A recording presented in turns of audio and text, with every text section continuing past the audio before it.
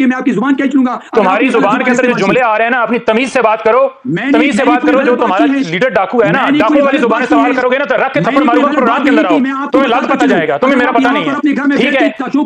देखिए सलमान साहब, आप इसको चुप कराएं। ये डाकुओं, लुटेरों, चोरों, मुल्क के ऊपर कब्जा करने वालों को चुप कराएं, ये फान 47 वालों को चुप कराएं, ये आपकी जिम्मेदारी है। इसका माइक बंद करें, इसका माइक बंद करें। टिकटॉकर की आके तारीफें करने लगे हैं, मुल्क लूट के खा गए बेशर्मो। आप लोगों को शर्म आनी चाहिए। कब्जा किया हुआ आपने मुल्क के ऊपर, पाकिस्तान की अवाम पर आपने गोलियां चलाई हैं, आपने अवाम का मैंडेट लूटा है। दहशतगर्दी के सहूलतकार आप हैं। साड़ियां आमों की पेटियां आप देते हैं, मोदी के खिलाफ ट्वीट आप नहीं कर सकते, फलस्तीन के हक में एहतजाज के ऊपर आप लोगों को उठाते हैं। आप मुझे कह रहे हैं तुम्हारी जुर्रत है, तुम मेरी जुबान की बात करते हो, मैं तुम्हारा जो है वो तुम्हारा किबला सीधा कर दूं। तुम्हारी औकात क्या है? बेशर्म लोगों को आप बिठा देते हैं, लो लेवल के लोगों को मेरे साथ ना बिठाएं।